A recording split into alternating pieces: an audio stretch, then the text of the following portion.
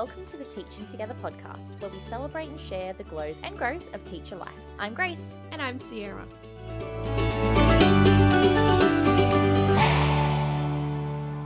Today's another Recess Digest episode where we aim to share with you some helpful tips and research snapshots in the time it would take for you to eat your recess.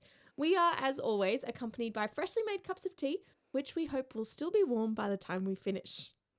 Today's episode is a continuation of our Habits of Mind series, and we're unpacking a few more of those habits, looking specifically at metacognition, thinking flexibly, and questioning, which flows on really beautifully from our last episode. And we just thought it would be good to bolster those ideas with a few more tips on how to strengthen the thinking in your classroom through these habits. So let's get stuck into it. If we start with metacognition, it's not uncommon to hear metacognition defined as thinking about thinking. But sometimes that definition actually feels like it just simplifies it a little bit too much. Metacognition isn't just thinking about thinking, but it's really the process of being so aware of your thinking that you can plan, act, and evaluate your thinking. It's like having an internal conversation, knowing what the task at hand is, knowing what strategies you have access to that could help you complete that task, plan for that using those strategies, execute it with said strategies, reflect on what strategies worked best, and then how you would improve next time. It's a habit that we really want our students to develop so that they can become more self-directed learners, and we actually probably use that kind of process of planning, acting, and evaluating much more than we think we do. Have you ever seen one of those Woolies mud cake hack things on Facebook or something? So I am part of the Woolies and Coles mud cake hack Facebook group. Of course you are. Anyway, and my very first I love baking and cake decorating. And have been so inspired by some of the amazing things that people can do with these mud cakes. Anyway, my very first one ever that I tried to make looked fantastic. A friend of mine had asked me to make it for a birthday party, and I put it together and, had all these beautiful decorations on the top, iced it, everything, put it in a beautiful box because I had to deliver it to a location. And unfortunately, on the journey to the location, I noticed that the cake started sliding. Oh no.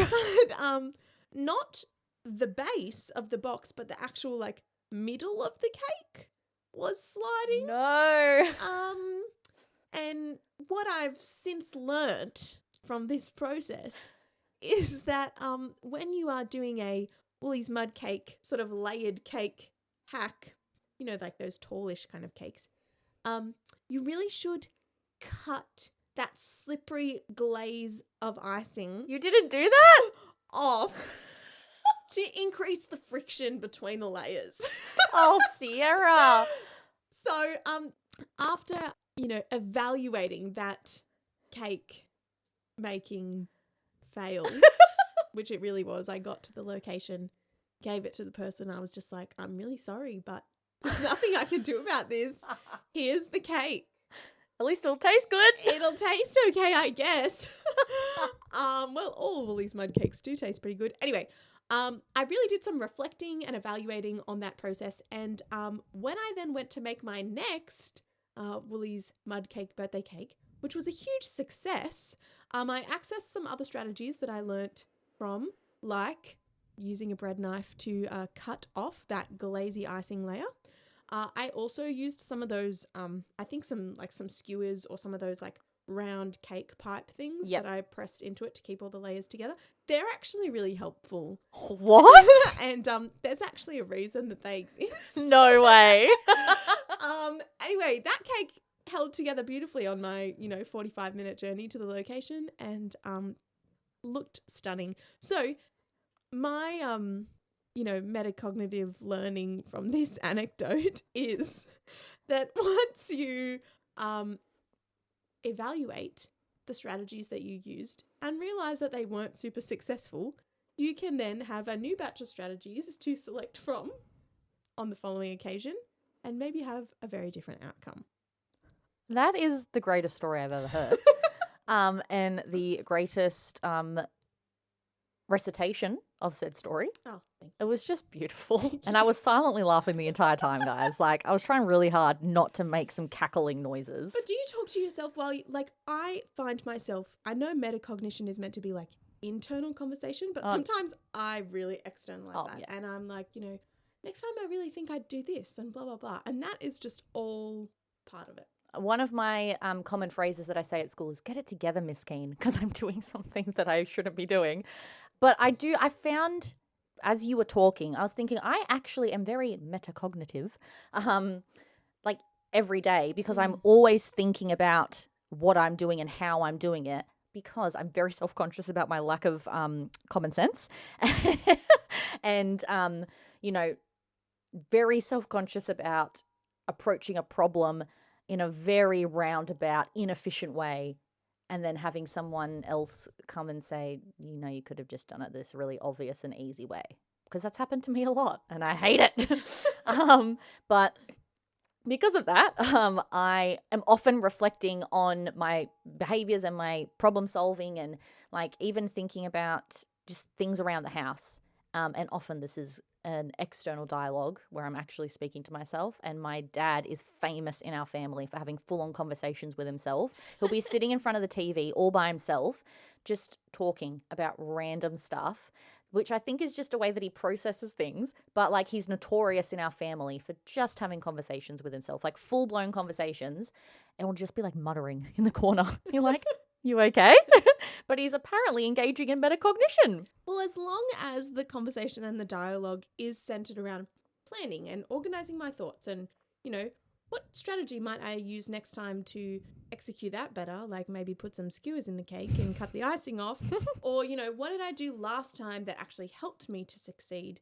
There's that kind of internal questioning and helping you to sort of sift through, or how have I seen people do this before? Or, those kinds of questions, if you are in the habit of asking yourself those things so that it leads to the selection of effective strategies and then evaluating those, that's really when we're engaging in metacognition. And we want our students to build that kind of internal dialogue because it makes them more effective problem solvers.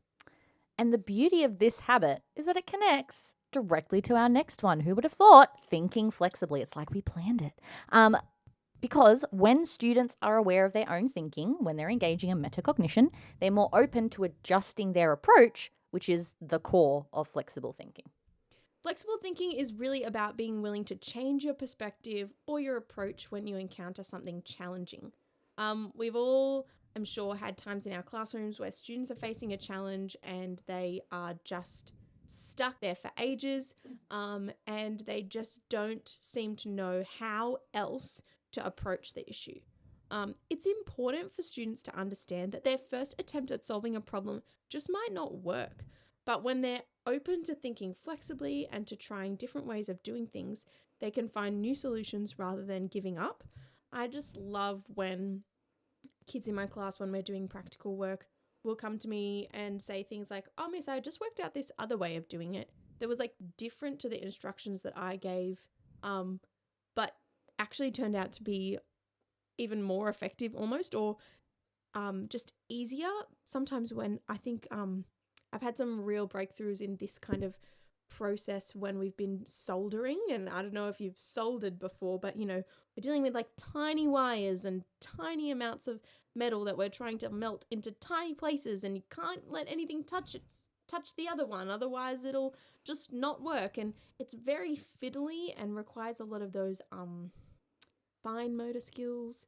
And sometimes I've had some kids come up with some really clever ways of just making it work for them, or they'll just use basic things like masking tape or whatever, or blue tack, to just, I don't know, come do the same thing that I've said to do, but in a different way. And it just demonstrates great flexible thinking, and actually a lot of the time makes things easier, or at least gives other students an alternate option.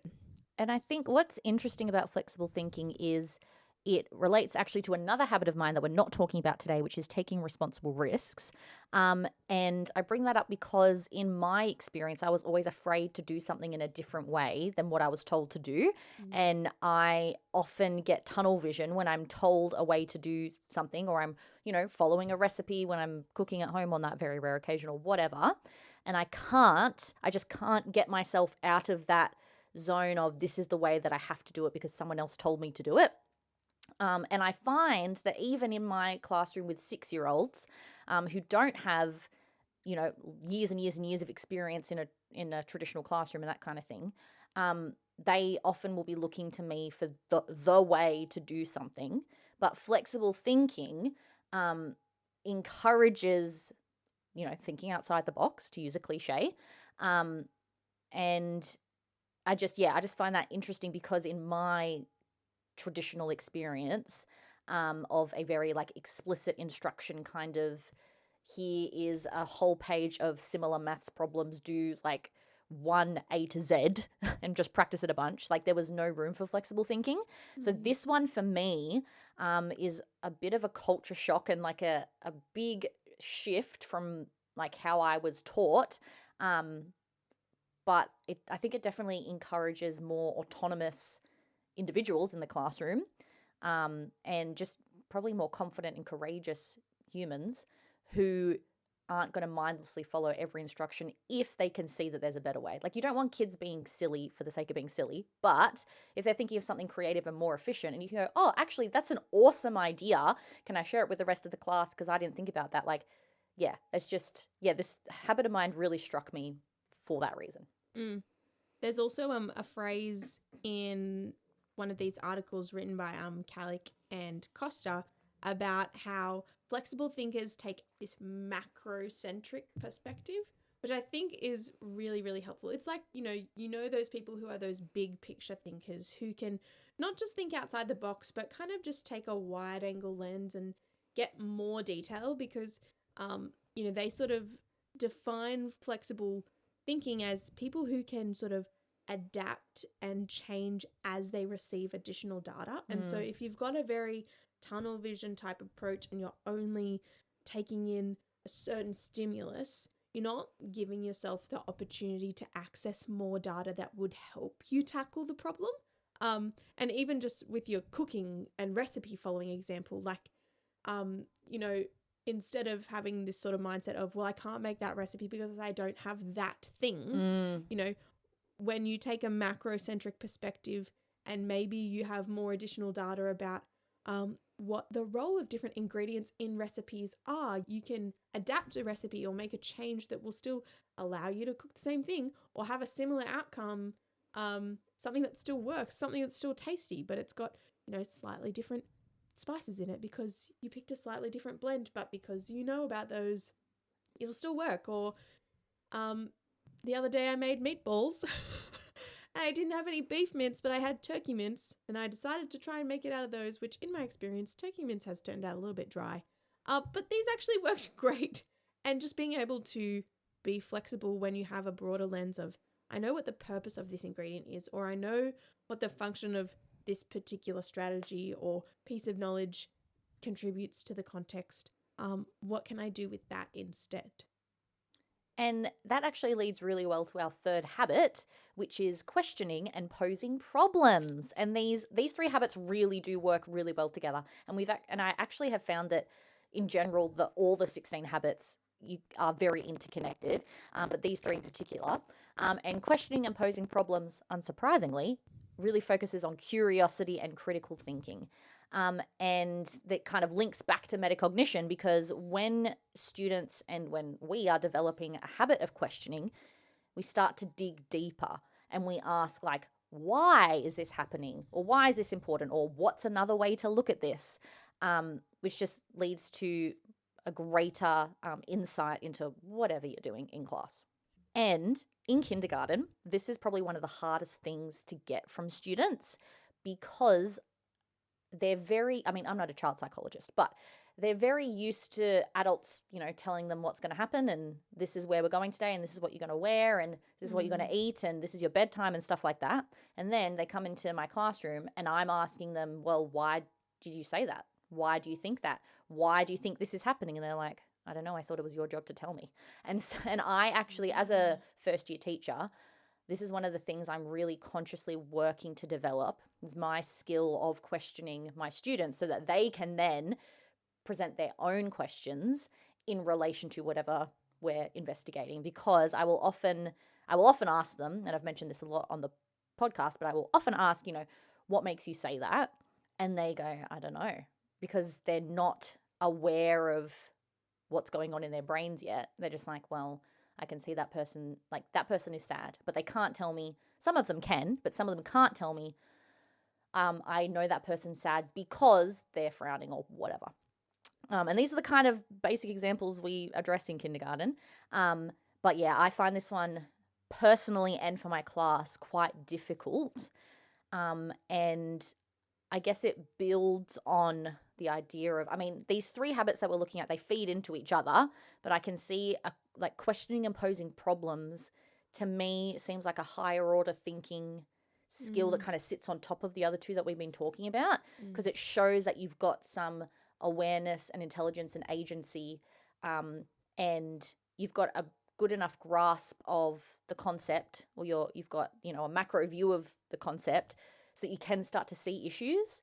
Because I've always found like in a lecture at uni or whatever, if the lecturer was like, are there any questions? I was just sitting there like, I barely understood what you just said. I can't possibly have a question. So if you're at the point where you are able to question and pose problems, you've thought to a pretty good extent in detail about this topic, which is probably why I struggle myself and with my kindergarten kids, because I'm only just starting my teaching journey and they're only just starting life. So like we're all at the start here. We're all learning. We are all learning.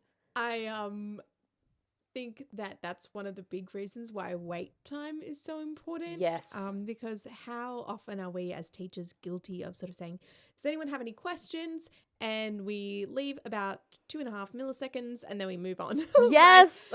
If we really want students to wrestle with ideas, we need to create spaces for that, and we probably need better forums and avenues than just, does anyone have any questions, and make questioning look like, I don't get it. Oh my goodness, yes. As opposed to, creating, I don't know, this is a very secondary type thing, but like those Socratic circles or like those kind of structured discussion activities where in those forums we're showing students that questioning and debating and discussing is actually a really valid way of like learning and wrestling with ideas instead of it being something that maybe suggests that you're dumb because you didn't understand it. Oh, that is so true. And I've seen a kind of thinking routine that's called a silent debate, where you give students a provocation, everyone writes down a response and they swap papers, and then they write a response to the response and then they swap again. You can do it as many times as you want. And that can even slow down the thinking even more, give students more time on top of the waiting time you've already given them, because they need to handwrite their response. It means that they're not in like asking a question in front of the whole class, and they, it's a little bit more private and maybe not as confronting. So maybe if you've got a quieter group of kids, it would work better. But I would love to use this in kindergarten if we could write.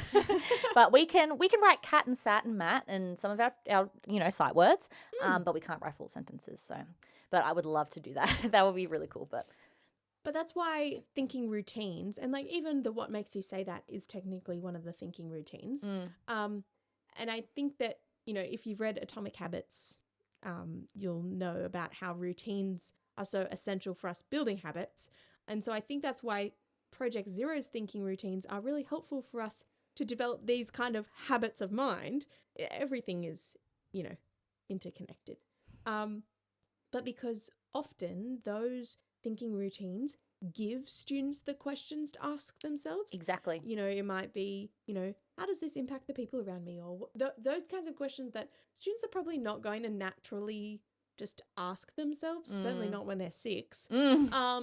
And so when we introduce them to the routines, when that routine is modeled for them enough in class, that then becomes a strategy that when they're going through that metacognitive process of, plan, act, evaluate, that thinking routine becomes a strategy they can use to question and pose problems to help work through the challenge that's in front of them, or to think deeply about the thing that's in front of them. So, the habits are so interconnected, and thinking routines help us to develop habits. And metacognition helps students to recognize where they need to be more flexible, and questioning helps us to actively engage in metacognition. And it's just a big, beautiful cycle. It is. And like, seriously, if you haven't, I don't know how you could have gotten to this point in our podcast life without visiting the Project Zero Thinking Routines toolbox. If you haven't, please go there and just pick one thinking routine and start with it. Like, it is the gateway to so many excellent learning dispositions and the habits of mind and all this other stuff. They are so flexible and wonderful, and they make learning visible, which is literally the whole point of them. So please do yourself a favor, and your students, do everyone a favor and go to that website, which we will again link in our show notes. But we've linked it in other show notes as well. So go back to our other episodes and find the link, or just Google Project Zero Thinking Routines and it'll come up. I love how adaptable these resources are, and there's dozens of them, and it just all makes sense. It's so beautiful. It does make sense. In addition to using Project Zero's thinking routines, which are, as we said, highly recommended, there are some other little strategies that you could start integrating into your lessons to help build these habits in other ways. So for metacognition, if you really wanted to sort of try and strengthen that habit within your students, you might ask them to reflect on their learning at the end of the lesson. And it might be a written thing on a sticky note. It might be something on a whiteboard. It might be something that they turn and share with someone next to them. It might be something that you ask from them in sort of more of a small group setting. Hey, what did you learn today? Or what are you still curious about? That sort of encourages them to keep thinking. But I would also be trying to especially prompt the strategy thing. Like if we're saying that metacognition is planning, acting, and evaluating, like if we're asking them to reflect on their learning, it's not just what did you learn today. It might be how did you learn that, or how did you remember that, or how will you remember that, and actually get them to think about, oh, well, what strategy might I use to try and help me remember these things, or those kinds of questions. And the more that we model those kind of prompting questions for our students, the more that will just become part of their thought processes as well. Yeah, the more often that you use it in front of the class, the more it will become part of the culture of your classroom, and that kind of like vocabulary will just be accepted, and it will be expected that in your class you will need to be talking about your thinking, and your teacher is going to be doing that as well. And we're kind of all on this learning journey together. Absolutely.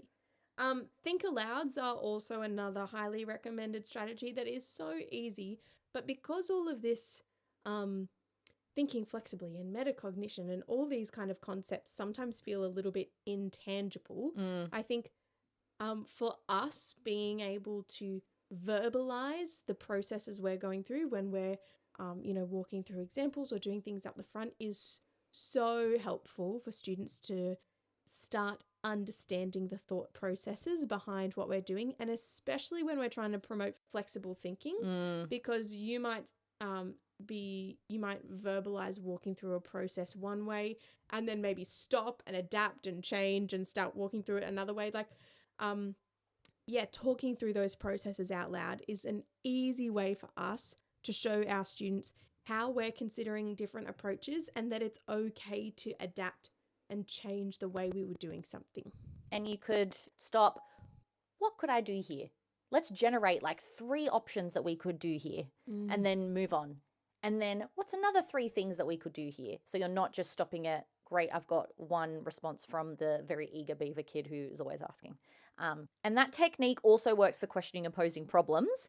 But you could also say, what's a question we haven't asked yet that could help us understand this topic better? Which is just a prompt to go, hey, let's just keep thinking. Yeah. Don't stop here. Like, there is more. There are more possibilities out there.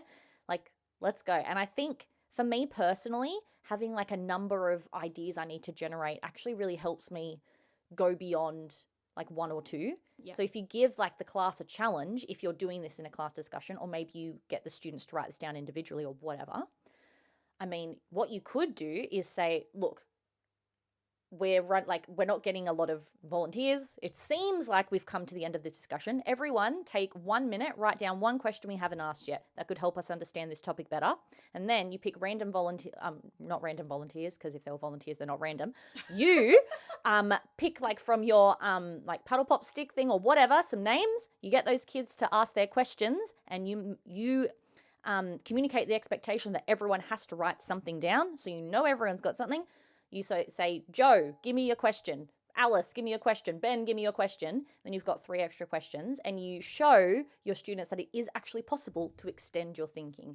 And what I love about that prompt is that the questions are seen as a positive tool or vehicle for finding out more information and having a deeper understanding of something, not just like what we were saying before, like I don't get it, so asking a question must mean that, I can't understand this. And that is actually such a valuable point, and I'm so glad you brought it up, because that is exactly the view I had to asking questions when I was at school, is that, oh, you're dumb, you don't get it, that's why you have a question. But they are so valuable. Like, they're such a valuable tool.